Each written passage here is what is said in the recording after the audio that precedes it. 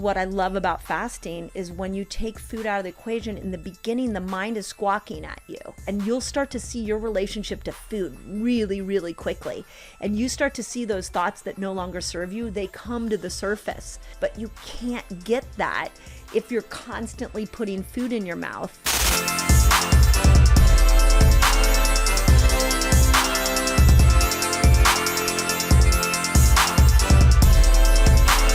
I want to start off by talking about a wonderful analogy that you gave in your book, connecting the human body to a hybrid car in many ways. And it made complete sense when you shared that analogy. What did you mean by that?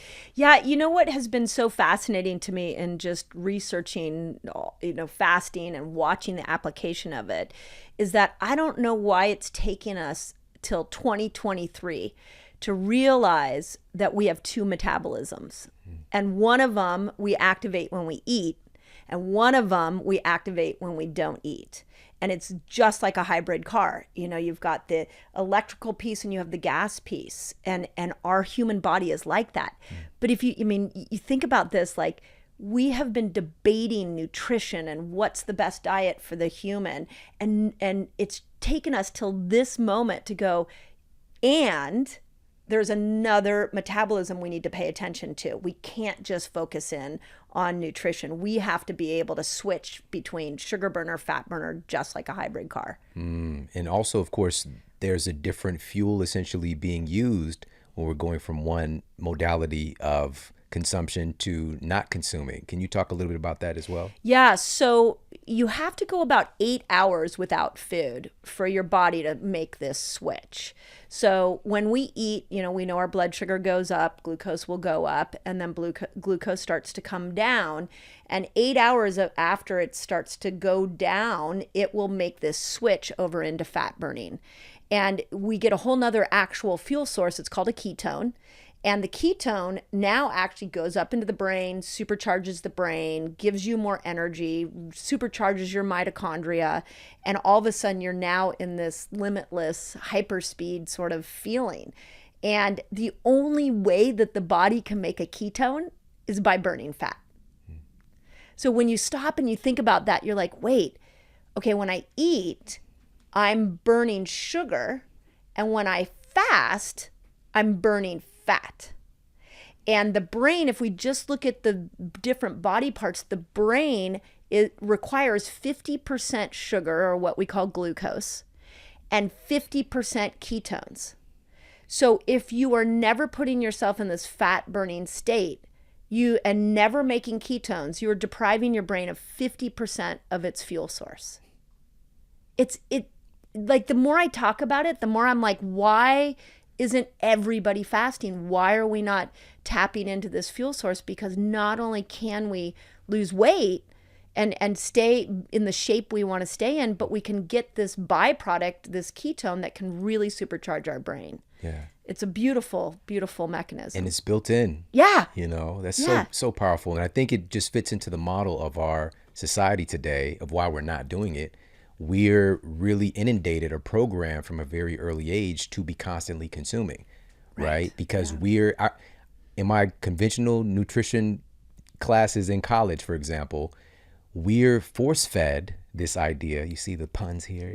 We're force-fed this idea that your food is your energy. You need to keep eating your calories. They're energy. Calories are energy. Calories are energy. Yep. And so if you want to have more energy, you need to eat something, right? You're feeling that lull in the afternoon, eat something, eat a snack, right? It's the solution for everything. And also, of course, food is a wonderful part of our reality. Of course. And it's also, again, we're conditioned to be constantly consuming. Food is associated with just about anything that you can name, right? Graduation, food. Date, food. Yep. Sporting event, food. Everything is related to food. Yep. And to be able to separate the two, the experiences of life from food is nearly impossible in our culture today. And then to bring up the fact of having a time when you're not eating, like purposefully or intentionally, it's very counterculture, unfortunately. But like you said, throughout society, throughout our history, throughout our evolution, humans have been doing this. And I think it was prior to us getting started, where you're talking about all of these different religious texts, from a variety of different religions, purposefully implementing some kind of fasting. Yeah. Let's talk about that. Why is that? Yeah, well, that's the whole spiritual side of fasting. And actually, it's interesting you bring this up because I just had a conversation with a pastor over the weekend, and we were talking about why Jesus fasted. And he said, and these were his words, that Jesus fasted to prepare his body for the difficulties that he knew were coming down the pipeline for him.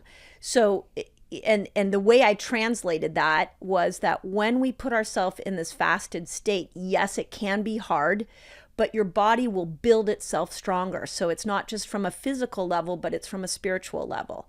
And so what we've seen in the hundreds of thousands, millions of people now that we've watched go into these longer fasts is that there is a difficult moment and you learn to become more resilient. You learn to find different parts of yourself that you didn't even know were there. But then if you stay in that fast long enough, there is incredible spiritual insight that you will get. And the analogy that I always use is I had my daughter's 23 years old, and when she went through a really difficult time during COVID and, with being a college student and the pandemic was really tough. And we were really worried about her, and I couldn't quite connect to her. I couldn't find her heart. And my husband and I were debating, do we need to bring her home from college? Like, we knew something was off. And so I fasted, and I just decided I was going to search for the answer in a fasted state. And on the 5th day of the fast, I had this insight. She's going to be okay. She's going to be okay. And a week later, she called and asked if she could come home. And I think when you look at why all these religions go into this fasted state, it is not only quieting the mind so you can hear insight that will perhaps bring you peace, but it's also getting over that difficult, hard moment where you find new parts of your personality and new parts of your thinking. You can't get that with eating. You can't. I don't even think you can get that with like pushing your body physically. Maybe on a climbing up a tall mountain or some kind of physical endeavor.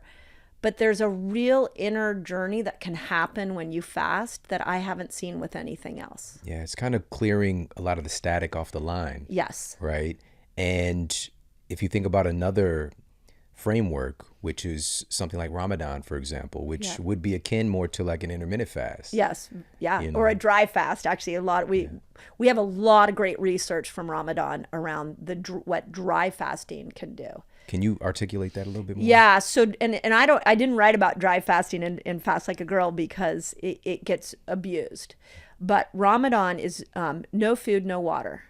So that's what a dry fast is you're not even drinking water. And they do it for sun up to sundown. So we have about a 12-hour period where we can see what is happening, and it's done obviously over 30 days, what is happening to the body in this dry fasted state. It's pretty profound. BDNF is a big piece that we see higher levels of this brain fertilizer that can happen in a dry fast. And we have some great studies about the weight loss when you go dry fasting 12 hours every single day for 30 days. Some of the greatest research ever done on women has been done around Ramadan because there's such a long history of it, and they're doing it for 30 days. And then once we started to study that, we started to see more and more of the benefits of all kinds of fasting. But that's what they brought us, was dry fasting. Right. It's been done for so long. Yeah. And there's something I want to circle back to that you said earlier that's so profound. If you think about, again, if we're constantly consuming, we're not really getting a chance to shift over into this other metabolism, right? So our body can actually utilize stored energy, stored fat. If we're constantly consuming, and we think in our culture, the way to get to that fat burning opportunity is to burn off more calories, right? So go and work out more, right? Sweat it out, whatever. But again, it's kind of like you're trying to outrun a highly caffeinated cheetah, right? It's like you can't really, there's this saying, of course, that you can't outtrain a bad diet, but you can't outtrain constant consumption. Yeah. It's so well said. Yeah, I mean, there's so many places you can go with this overconsumption society that we're living in. And it's not just overconsumption of food, but it's overconsumption of information. Yeah. And so we are becoming dopamine saturated. And then we go searching for the next dopamine hit and the next dopamine hit. So one of the interesting things that we know about fasting is that it is a dopamine reset. And depending on how long you go, in the book I talk about a 48-hour fast, we can actually see dopamine receptor sites, new ones emerge. But it is when you rest from food, you start to see that all these addictions, whether it's I need to eat because I'm not feeling well, or I need to check my phone because maybe somebody liked a post that I put, or maybe I'm going to sit on my couch and just have DoorDash deliver me food. All of that is an overconsumption in my book. And so when you go into a fasted state, it's like taking the noise of the world and you're just going in and getting to know yourself. And the beautiful thing about fasting is only you can do it. So I have millions of people that like leave me comments about how my teachings has helped them. And all I do is sit back and go, I just gave you the information. Mm-hmm. You had to step in and do it. And there's a self-pride that comes with that. But we've got to back away from overconsumption of everything to get that peaceful internal connection to ourselves. Oh, this is so good. So before we got started, you also mentioned Michael Beckwith. Yeah. And he was sitting in this chair that you're sitting in right now, and he's talking about mind fasting, right? And you just gave another great analogy, which is we're overfed or over-consuming information, right? Constantly bringing this stuff in. Yeah. And we never get a chance to really metabolize things, to be able to eliminate, right? Yep. Just like with our digestive system, to be able to eliminate those things that are not necessary, to metabolize, assimilate what's fitting for us, and to let go of what's not. We're basically becoming mentally constipated in a sense. That's a great way to say it. Right? Yeah. So, yeah. Yeah. And as an author, I don't know if you go through this process, but I'm in the process of writing my next book, and I'm finding that I'm putting the phone down more. I'm stopping the constant influx of information because I need to just sit with the information that's moving through me. And if we're always putting it in, there's no room for our brain to just let it sort of pan out in our own mind and let ourselves daydream and let ourselves just sort of open up our thoughts. Mm-hmm. And this is what I love about fasting, is when you take food out of the equation, in the beginning, the mind is squawking at you. It will tell you, and you'll start to see your relationship to food really, really quickly. And you start to see those thoughts that no longer serve you, they come to the surface. And they're there for you to either release or to work through, but you can't get that if you're constantly putting food in your mouth. It's like you're constantly giving yourself a dopamine hit, and you almost don't know yourself. And fasting is a door in to understanding what's holding you back, what thoughts you need to overcome, how resilient you are. And then there's this peace that comes over, and a knowing you get to just see yourself from a whole new angle. It's incredible. I each time I talk about it, I'm like, why is the world not doing this? Yeah. Just look at the results. Right. Look at our state of health and mental health in our society today. Is because we're not doing these things that, in many ways, we also talked about Bruce Lipton. We talked about so much before we got started. We talked about Bruce Lipton as well. And I would believe that our genes expect us to do these things. Like our genes are really primed for that. You also mentioned this in the book as well, that our thrifty genes, right? And just kind of how we evolved. Our genes have not changed dramatically in the last 10,000 plus years. Nope. But yet what we're fed, another idea that we're force fed, which is crazy. This is happening just even recently. It's been a shift back to obesity is caused primarily by your genetics. Right. Right. You saw that stuff, 60 Minutes report and all that stuff. It's so unfortunate. Yeah. I have so much to say on where we're going with obesity. And here's I'm going to kindly say this, that we can't normalize obesity. We can't. Just because more people are becoming obese, that doesn't mean that that's the path that humans are supposed to go. Now, I will what I say is that if you look in the mirror, you're carrying extra weight and you love your body, you are not saying mean things to yourself when you look in the mirror, and your blood work shows me that your hemoglobin A1C, your glucose, your insulin, your CRP, all your metabolic markers are okay, then I don't care how much weight you're carrying. But that's not happening. And so we're normalizing obesity. Meanwhile, people are not feeling good in their own skin. And we have this metabolic mess that the world is in that is not only contributing to all of our healthcare increases, but we could take it down to COVID and the immune system. You got to have your metabolic balance in order for your immune system to be up, in order for your brain to function right, in order for you to stay off medications. Metabolic health is at the core of everything we need to do as humans to prevent disease, to stop the acceleration of this chronic disease issue that we've got in our country. So I'm not a fan of normalizing obesity, and I know that's not, like, I want to be compassionate to humans, that I'm not saying everybody needs to be a certain number on the scale, but we do have a responsibility to try to be the best version of ourselves metabolically that we can, in order to stay out of the disease care system. Yeah, it's not just hearsay or theory. This is putting our bodies into a very dangerous state. That's when right. You're venturing into being significantly overweight or obese. Yeah. It's a primary causative agent for 9 of the 10 leading causes of death in the United States. Right.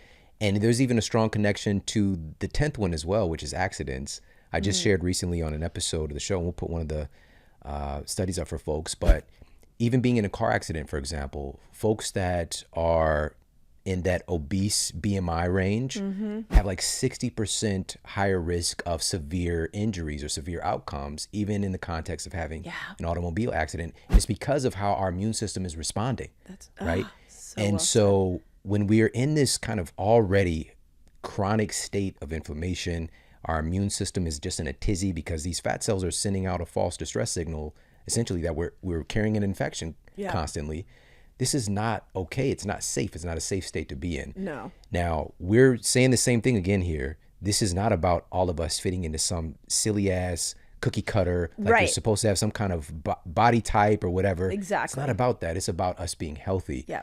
And we know what that means. We know what it's like when a family member or ourselves are venturing into obesity. We know we're not in a state where we're feeling good, tending to not feel good about ourselves, but also dramatically increasing the risk of things going wrong, whether it's with our heart health, whether it's with, diabetes, vision loss, the list goes on and on and on. And so what we want is to create a condition or culture where health is normalized. That's right. Right? Right now, we're living in a culture where just within the next 5 years here now, we're looking at 50% obesity rate in the United States. That's insane. Right. But it's genes that's causing it, right? That's the framework that we're going back to again, which is so unfortunate, because if it was a genetic issue, this would have happened a long time ago, because our genes don't change like that fast. What's changed is our environment. That's the last 40, 50 years. It's not our genes. Yeah, it's so well said. And that is, I think you bring up such a valid point, that we, as a culture, we have to just stop for a moment and say the goal is not to all look, fit into our skinny jeans. That's not the goal. But the goal is to be metabolically healthy. And I don't know, I think genetically our metabolic health will have a different number on the scale. Right.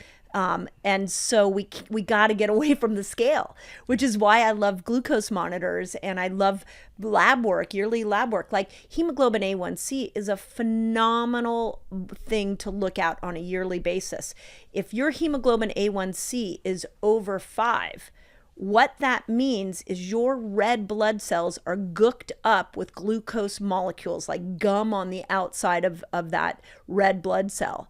And what that red blood cell's purpose is doing to your whole body is it's delivering oxygen to your brain, to your organs, to every part of your body. So if it's gummed up with glucose and sugar, that's a process called glycation, then it can't get oxygen to certain parts of your body, which means those parts are going to start to decay. So if we just took hemoglobin A1C and used that as our measurement of health, we would totally change the direction that humans are going. But instead, we're using the scale, we're normalizing higher numbers. I mean, I can even say when I go into stores to buy clothes now, the size I used to be actually now is completely different because all of the clothes is getting bigger and bigger and bigger, and we're changing just the size alone to fit this obesity issue that's happening. And it's at so many levels we need to shake this up and come back to some normalcy around metabolic health. Yeah, I feel that whenever a problem is presented, there's a solution that's like, it's two sides of the same coin. Yeah. And so having platforms like this and what you've created as well, at the same time, there's like this growing number of people who are connecting with this kind of information, who are becoming more empowered, who are transforming their health, looking out for their family in a different way, and uplifting their communities, right? Yeah. So although things look a little bit bleak, there's also so much good happening at the same time as well. Yeah. And just to pivot back really quickly with this tie-in with, again, 10 leading causes of death in the United States, Alzheimer's. Yeah. We've got, obviously, heart disease is the champion pretty much every year for many years. Cancer. I've got a family member who was recently diagnosed with an endometrial cancer. And being obese, there's a 7 times higher risk of endometrial cancer. Wow. And she's been obese for decades. Yeah. Right? And it is probably the most connected as far as all the different types of cancer, which there's 2 times higher risk of breast cancer, 2 to 3 times. The list goes on and on. Yeah. But in particular, for that form of cancer, it's so tied to obesity. But yet, when I talk with her physician and I ask, so what do you think the cause is of this cancer? He's like, well, we don't really know. It's probably genetics. This he didn't do a gene panel. I was just gonna say. He didn't look at her genetics. He just said it. Yeah. Right? He didn't talk about the fact that she's been obese for decades. Yeah. He didn't talk about the fact that she's been eating processed foods and soda, like drinking soda like it's water for decades. That she's been smoking since she was 12 years old. Yeah. So decades. He didn't talk about any of that stuff or the trauma that she's gone through in her life again and again and again. And it's so unfortunate because, again, we're in these positions of power to influence in a way that's truly empowering and efficacious. Yeah. But we also have to understand that our physicians are not trying oftentimes to do harm. Yeah. But we have to be more mindful of the words that we're using and also really being truly evidence-based and not just throwing out these cookie cutter things. And so with that said, I want to talk about some of the cookie cutter things you call out in your book. You talk about the failed 5, right? So these different, when we're wanting to get healthy, we're wanting to get our weight under control, these are the things we tend to turn to. Yeah. But again, you call them the failed 5. So let's go through some of these. Number 1 is calorie restriction diets. Yeah, calorie restriction. My favorite one to go after. I think the easiest way to understand calorie in, calorie out is that what we've been doing in the weight loss movement is we've been trying to bring our calories down and exercise more. So we have more of a calorie output and less of a calorie input. And what that does is it changes your set point. So the example that I use is if you are eating 1,000 calories every single day and you are exercising 500, then all of a sudden, and that's pretty low, but your set point is 500, is the delta of 500 calories. In order to stay at the weight you want, you have to constantly, every day, make sure that you stay at 1,000 calories coming in and that you output 500 in order to keep your weight where you want it to be. And it's called a set point. Jason Fung was the first one in Obesity Code that brought that to our attention, that this is why diets don't work. You go on, you restrict your calories, you change your set point, and then you go on vacation, and now your set point is at 2,000 calories. You're not working out, you're eating more, and you gain weight.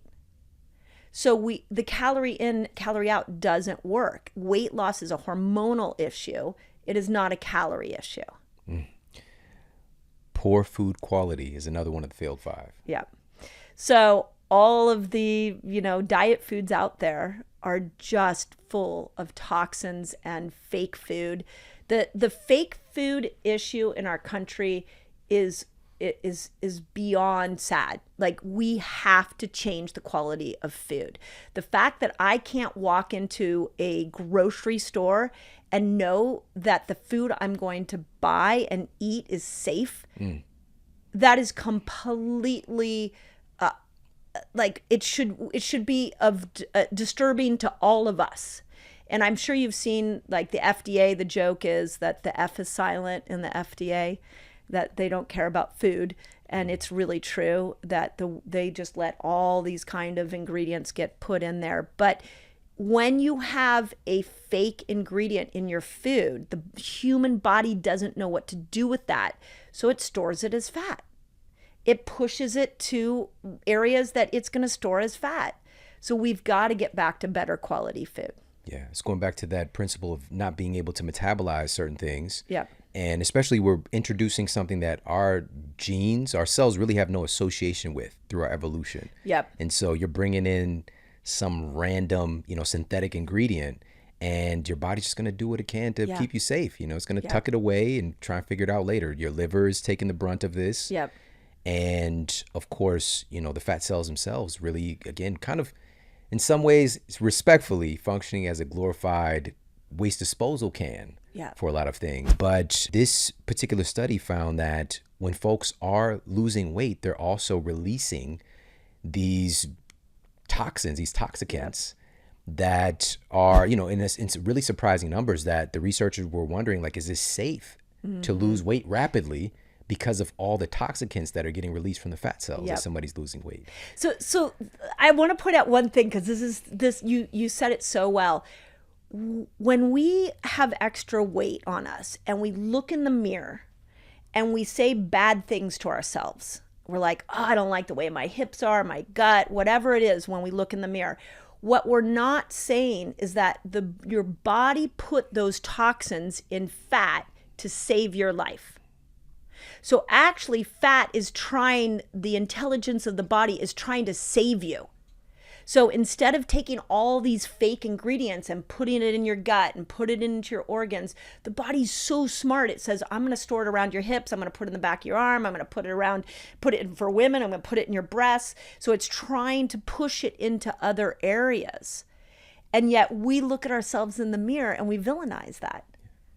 But it's an incredible mechanism of the body to be able to handle what's going on in the quality of our food. Exactly. Yeah. So when we look at, like, the mind shift that can happen, this is one thing I do with the women and men on our platform, is I try to get them to stop saying such harsh things to themselves around the extra weight they take, and start to see that it was just a mechanism the body did to save itself. Exactly. So now let's lovingly show the body, let's go back to good quality food, and it'll start to release all of that. Exactly. I love that. It's an adaptation. Yeah, it's an adaptation. It's an adaptation for our bodies to function and keep you alive and function to the best of its capacity under unideal circumstances. That's right. And that's the same thing with any disease label that we can put on things, which no two people have the same obesity, no two people have the same diabetes, no two people have the same heart disease. But we tend to see these symptom clusters and we put a label on the thing. But it's really, even with diabetes, your body is altering the way that it's functioning with this constant glucose flood from the exposures that it's been dealing with. And so it's shifting over things to keep you alive, again, under unideal circumstances. And actually, one of the things that you talk about in your book is how this is brought about by essentially the cells become deaf to insulin's cry or insulin's signal. Yep. And I thought that was a great analogy. Yeah, it's a lot like, when you're trying to get your kids to do something and you tell them over and over and over again, eventually they don't hear you.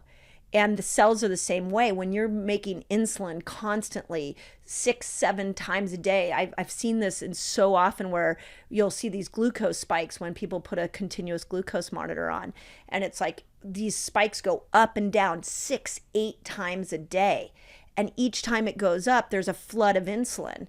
And the more floods of insulin, the more the cells are like, I can't take it. They're talk about overwhelmed now. Yeah. They're in this state of like, no more. I can't pull any more in. So then again, the body's so intelligent, it has to store all the extra insulin, all that glucose that can't get into the cell. So it starts pushing it to fat.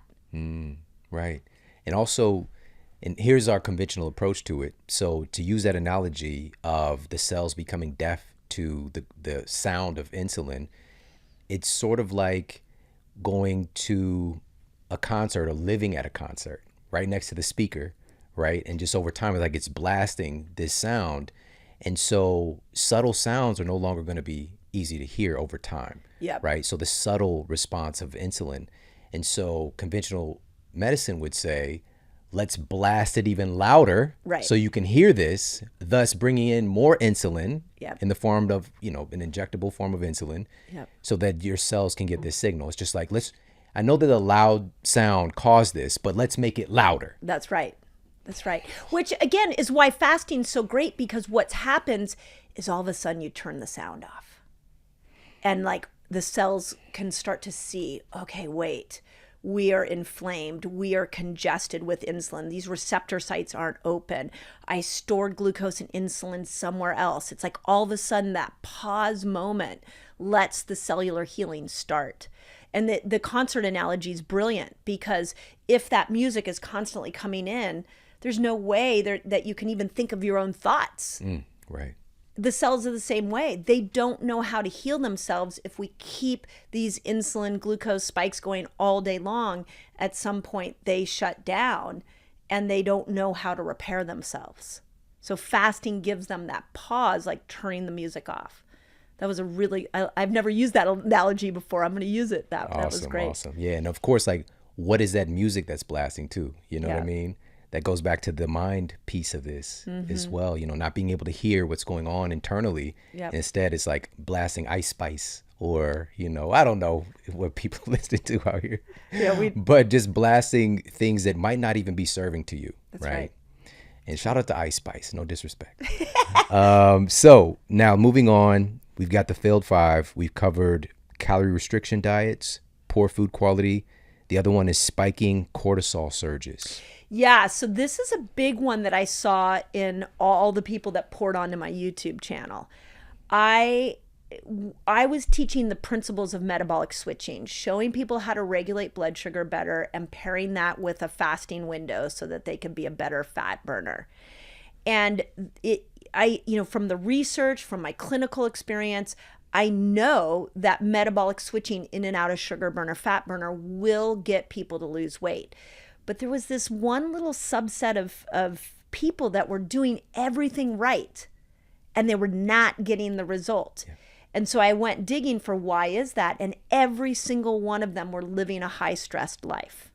And this is another problem with the calorie in, calorie out. It's so rigid that it spikes cortisol so high. Or the person who decides they're going to over exercise, it's more cortisol spikes. When the body senses a constant influx of cortisol, it thinks it's running from a tiger. And when it's running from a tiger, it is not going to drop weight. I was just on a call with a woman, it was yesterday. She actually a month ago told me that she was on some kind of extreme workout where she wanted to do a 10K every day for 30 days. And she told me that was her goal a month ago, and I was in admiration that she would take on such a big goal.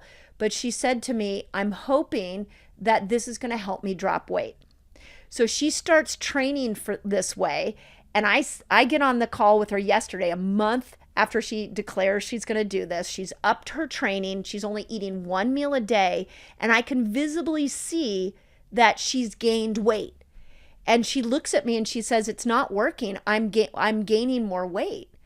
And I just looked at her and I said, here's what I want you to do. I want you to go back to eating 3 meals a day, And I want you to stop working out so much, because you are constantly putting cortisol into the system. Your body thinks it's under a threat. It doesn't feel safe. It's not going to lose weight. So we can even take all this extreme good that we have identified as a health habit, and we can overdo it, raising cortisol, making it so much harder to get a weight loss result. This is another reason why I'm here with you right now. We talked a little bit about this before the show as well, but if we're going to be truly efficacious and effective in helping people, we have to be honest about the results. And you just said it. A certain percentage of people were not getting the results everybody else was getting. Yep. And so even though I elevated my teaching and design support, personalizing things for the patients I was working with, the same thing with exercise, I was still trying to monitor and tweak exercise and food. Right. And it wasn't until I paid attention to their sleep and stress that everything changed. Yeah. We started getting results across the board. Yeah. And it's so unfortunate because part of the problem is people can be, you said these exact words, doing everything right, doing so much right, but yet not getting the results because of the chronic stress they're dealing with. And we don't really get that we could stress our way into poor health. We can stress our way into obesity, truly, because it changes the way that your metabolism is working. Yeah. At the core of this is safety. The body has to identify that it's safe in order for everything you want to do with your health to work right. If the body feels that it's being attacked, it will start to go into a crisis mode. And we see this with thyroid problems. The thyroid will completely shut down when it feels like it's not safe. We see this with sex hormones. Like, one of the big things I saw with women that were doing so much fasting, they started losing their periods.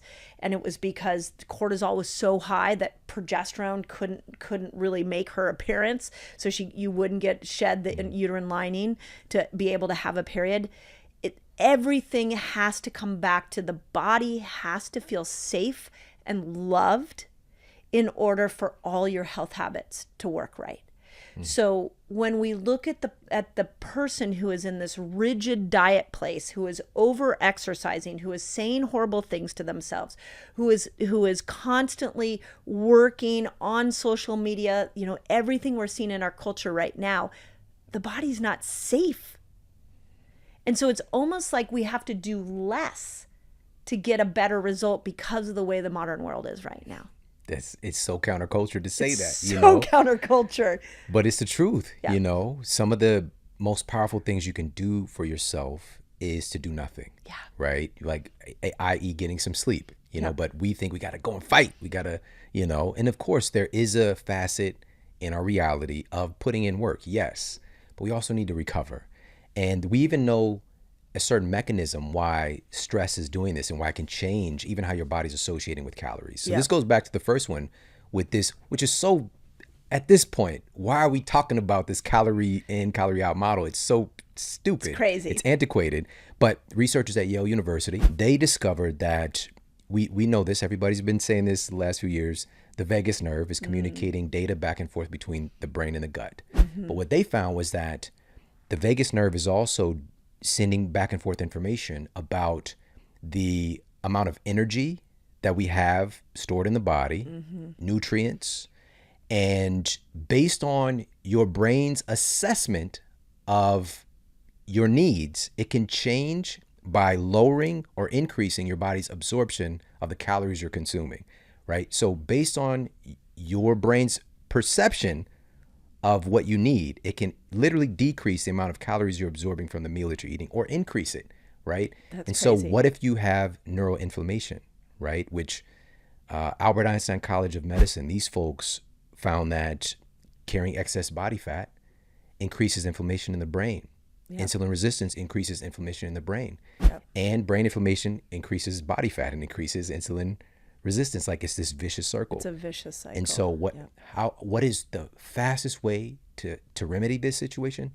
Step back. Yes. Do nothing. And this is where your work comes in. Yeah, I was going to say, and that is at the root of what fasting is. It's an opportunity to fully pause and honor the wisdom inside the body that knows better than you know, knows better than your fitness trainer, better than your doctor. That wisdom is existing in all of your cells. But you're going to have to step away from food for a moment to access that wisdom. And it's like in this oversaturated world, it is so needed right now that we have these pauses so that the body and the brain can start to get to know itself, so the cells can start to tap into that wisdom. But we have this modern world keeps getting more complicated, and there's more stressors. And here's what's really interesting to me, and I just thought about this now, is one of the things that happens when ketones go up is GABA goes up. And so GABA is the calming neurotransmitter. So what a lot of people notice when they fast is they think they're going to get more and more stressed out as the hours go on, but they actually get calmer and calmer as ketones go on. Why would the body do that? It's because it's like a thank you to you and to your cells to say, okay, food hasn't come in. We're going to calm the system down so we can take an evaluation here of what needs to be repaired. Yeah. Oh, that's so powerful. We're so brilliant. Yeah. And we didn't have to, you didn't have to spend any money. You didn't have to do anything other than just calm for a moment, learn how to go into this fasted state. And now this incredible neurochemical reaction happens that you can't get from your cup of coffee, from your supplement, from your medication. You can only get it when you put yourself in a fasted state. My mother-in-law is going to love this because she's like, this was the aha moment while reading your book, is that the longer you fast, the easier it is to fast. Like you just kind of click in and you just have this clarity. You're not worried about food anymore and you're okay. It's not even that you're okay. Like things tend to, the vision, like everything's just seems to become more clear. I was going to use a volume analogy, but like all of your senses, like right now I'm having images of Spider-Man, like you have this like superpower access in a sense, like all your senses become more heightened and you become more aware. And I want to circle back, actually, we'll talk about this in a moment because I want to finish this, but I want to talk about some of those specific benefits that we see when fasting. But just to close things out with the failed 5, exposure. Number 4 is exposure to toxic ingredients, which you talked about a little bit already, obesogens. Obesogens, yeah. Do you know, I don't know if you know this from the books you've written, but on Amazon, it'll tell you what on the ebook, what the most highlighted sections were. And I've been blown away that one of the most highlighted sections in Fast Like a Girl is about obesogens. And I take that as indication that we don't understand, because the reason you highlight something in a book is because you're like, wow, that is new information. I want to come back and revisit it. Yeah.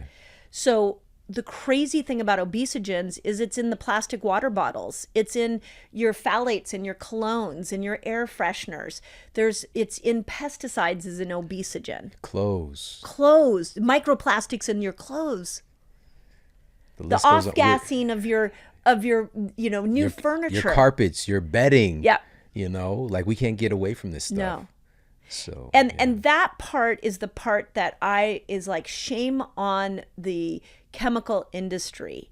We are literally killing humans right now because of all of these chemicals that are out there, and we don't even realize it. So toxins, that's why I had to put it in the failed 5. It was like, who would ever think that maybe that cologne you've been wearing for years and years and years is actually now caught up to you and is blocking receptor sites and affecting or making you insulin resistant? That Axe body spray is cutting off your ability to burn fat. Yep. It's Axe. Guys, I hope you got that. That's great. So listen, again, but this is another great thing about your work. You circle it back to empowerment because we want to be aware that these things are happening, but we live in the world. And if we give our bodies opportunity, we can adapt far better, right? And again, be able to give our organs and our cells the opportunity to properly metabolize the stuff that we're going to be exposed to. And this isn't to say you can't have your smell good, whatever, but if you got that, plus the 20 other chemicals chemical complexes, not just singular chemicals, but with the body washes and the deodorants and all this stuff that are, coming along with all these newly invented synthetic chemicals that are not tested by the letter guys, the Letterman folks, the FDA, And, but here's the thing, again, when it boils down to it, we have the opportunity to improve. So the final one here with the failed 5 is one size fits all approaches, which we've been unpacking a little bit already. It's such an important point, because what do we do as a culture, especially as women? What we do is we watch a friend go on a diet and we're like, oh, that worked for you? Okay, I'm going to do that. Or I see it a lot in like heterosexual couples where they'll start to fast together, and the husband, because men can drop weight much quicker with fasting than women, and all of a sudden the woman's like, wait a second, you're fasting 15 hours. You just lost 20 pounds, and I've been doing the same fasting and I've only lost a pound. And then we turn on ourselves and we think it's our fault. We think something we're doing is wrong. But there's only one way to great health, and it's your way. And you're going to have to find that, which is not the easy answer. It's much easier for me to write a book saying, here's the cookie cutter formula on how you should lose weight. But that's not what Fast Like a Girl was. Here are your options. Here's what you're going to need to play with. Now go play with it and see what kind of result you get. But please get your head out of the diet your friend's doing or your husband's doing or what the commercials are saying, because you've got to find your rhythm. And I don't know where we thought there's a one-size-fits-all diet approach. It's the marketing, Yeah. And if you could, this is a good spot to dive in and talk about this, fasting like a girl. And what are some of the things to consider for women when it comes to fasting as opposed to men? Again, we tend to have this one size fits all approach. General protocol is going to tend to work better for most men consistently. Not a one size fits all, but less tweaking, less things to pay attention to. What are some of the factors to consider for women? Yeah, I think the biggest difference between men and women that I'm trying to bring to the world is that men are really driven by one hormone, testosterone.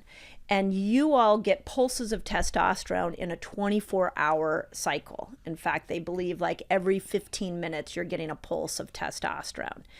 Testosterone will go up to the brain and convert into estrogen. So when we look at a man's body, all you've got to think about is, okay, let me make testosterone, and all the other hormones will come into play. And when we look at fasting, it's 13 hours, 15 hours, you all can get an increase of about a 1,300% increase in testosterone. 24 hours of a fast, and we see a 2,000 increase in testosterone in a man's body. It's very simple. Women, we're not that way.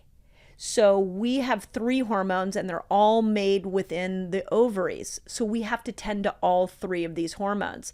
Testosterone's one of them, obviously, estrogen and progesterone.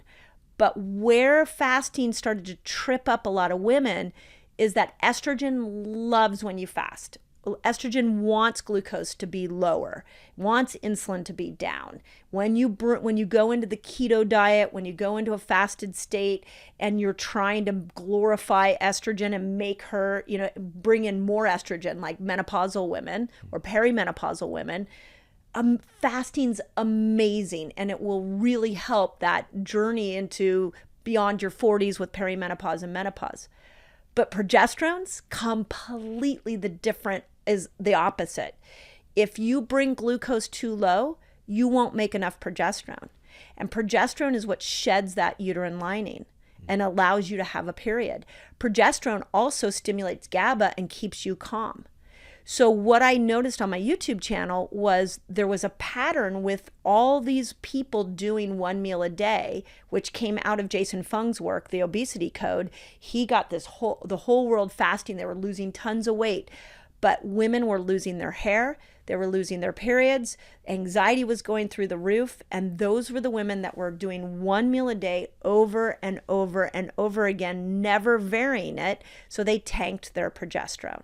And so they lost their cycle, and now all of a sudden their whole health was out of balance. So it's really progesterone that's the problem. And what has been so interesting to me with the book coming out is how many 20 and 30-year-olds right now don't have a period. And that should be of major concern to all of us. And largely it's because cortisol is going up. We're in more these women are in more calorie restriction. So we're bringing blood sugar down, and progesterone's out. It can't show up. And now we've got anxiety through the roof. We've got cycles that are off. We've got a major health problem because of progesterone. That's the one that has to be different when we fast. Wow. Now, again, I know that this is not going to be a specific across the board recommendation, but if we can just give a general for women who are experiencing a cycle still, and which, again, all women are still, all of us, even men, have cycles in some way. That's right, yeah. But we're just talking about a 28, we'll just say a 28-day menstrual cycle. Yep. So during the phase, when does it change when we have the progesterone needing to start to rise? What adjustment would be made at that point with fasting? Yeah, so the easiest way to look at this is it's the week before a woman has her period, so about day 20. Okay. And here's what's so interesting is that what the brilliant body does is it actually makes you more insulin resistant the week before your period. Why would it make you more insulin resistant? It needs glucose to be higher. The other thing is every woman will tell you she craves more carbs the week before her period. Why? It's not undisciplined. It's because the body needs glucose to make progesterone. So if there's anything a woman gathers from this conversation is make sure that you are bringing glucose up that week before your period, and you should not be fasting the week before your period. Okay. Like, end of story. That's the easiest way to understand that. Okay. And for how long? Well, until they bleed. And then once the cycle starts over again, now you can go back to fasting. And in the book, I mapped out, I have something I call the fasting cycle. When we actually have an app now where you can go on and put the day that your cycle is, and it'll tell you what your options are for fasting and food. But it's really day 20 till you bleed. Here's the interesting thing. Some women have a 24-day cycle. Some women have a 28-day cycle. Some women have a 34-day cycle. Once again, right. We're all different. Right. So you've got, right as progesterone's coming in, day 20, around that moment, you're going to want to step out of fasting. You want to make sure you're eating enough carbohydrates. For about a week? Yeah, for about a week. And you like nature's carbs. I'm not saying sit on the couch with a box of pizza and a tub of ice cream. I'm saying get some get that carb to level up so glucose can go up so you can make this crucial hormone that you need. Right. And if you've been intermittent fasting, say you're having your first meal at noon, for example, this would be a good time to have a breakfast, like a little bit earlier. That's right. Yeah, you have to have a breakfast. You've got to get off the keto diet, which became really, really popular. And then all of a sudden the media grabbed a hold of that and said, well, women shouldn't be doing keto. And it was what they forgot to tell women was just don't do keto the week before your period because you need more glucose to be higher for progesterone's sake. So we're cross-training with your nutrition. That's cross-training it paired with your cycle. That's which right. makes sense to honor what your body's doing and not honor this cookie cutter recommendation or format that you're, quote, supposed to do if you want to get these results. That's right. And if it's you can go so deep in just this concept around progesterone because what she wants is higher glucose, lower cortisol. So she wants to make sure you're not only eating enough carbohydrates, not only are you not fasting long, but you shouldn't be exercising to the extreme either. You shouldn't be working to the extreme. Like, I don't know if you know that Spain came up with a 3-day menstrual leave. And they said that women could take 3 days out of the month at any point in their menstrual cycle and just to rest and repair. And my brain went, oh, well, that should be the week before a woman's cycle because that's when we don't want cortisol high. There should be more rest during that week. So once you understand this, it's like everything should change, your workouts, your social schedule, the prioritizing sleep. Like, we as women are meant to slow down the week before our periods. And I know that sounds incredibly unfeminist, but that is how our body was designed, is to rest that week before. This is so good. Just the past maybe 2 years, I've been with my wife for, I think we've been together maybe like 19 years now, something like that. And I'm just now really getting dialed in with her cycle and seeing the change. And of course, like her and I don't want to acknowledge that this is the thing, but literally in that period, about a week before, she becomes more irritable. Yep. She becomes more sensitive. Yep. Right? She's just crying at a commercial. Like, what is it? What's going on? You know? And now, so if we have a conflict, for example, that might arise, which there's a higher probability if you're not aware of this stuff, rather than me, because Mr. Logic over here and looking for that, searching for a reason behind why this is happening, versus like, oh, this is this time right now. Yep. It's not about logic. Yep. It's about how you're feeling right now. And you don't want to deal with this. You don't want to deal with this stress. Let me help make conditions. Let me be even more compassionate. I could do that for a week.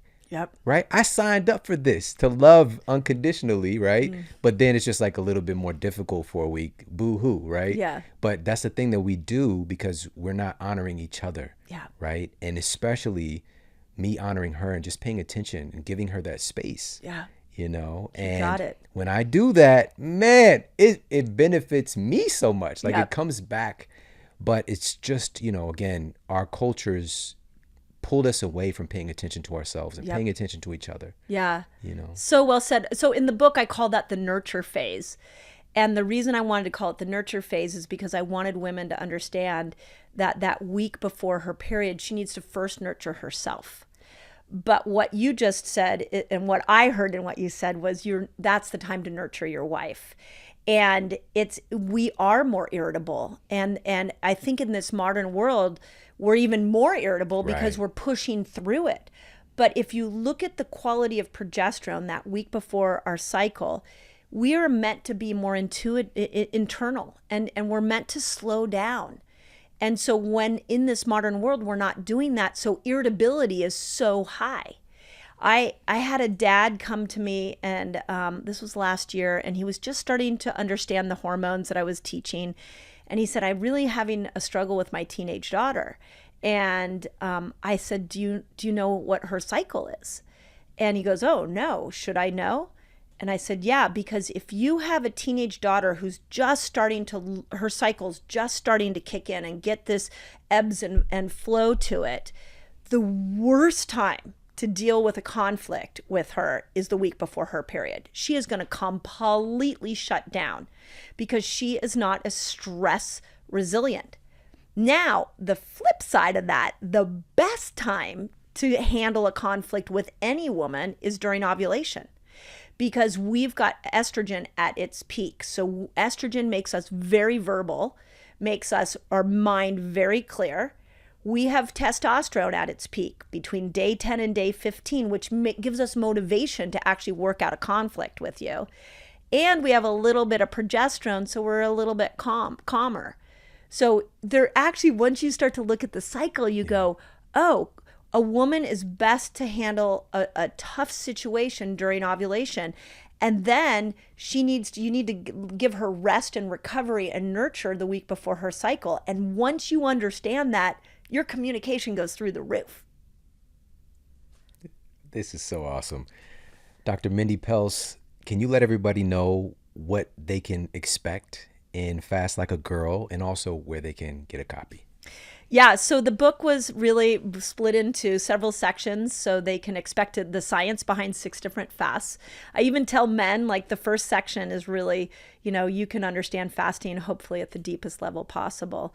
And there's some great chapters in there about what we're talking about right now, about hormones. So for women that don't understand their hormones, you can see that. For men, they can see it.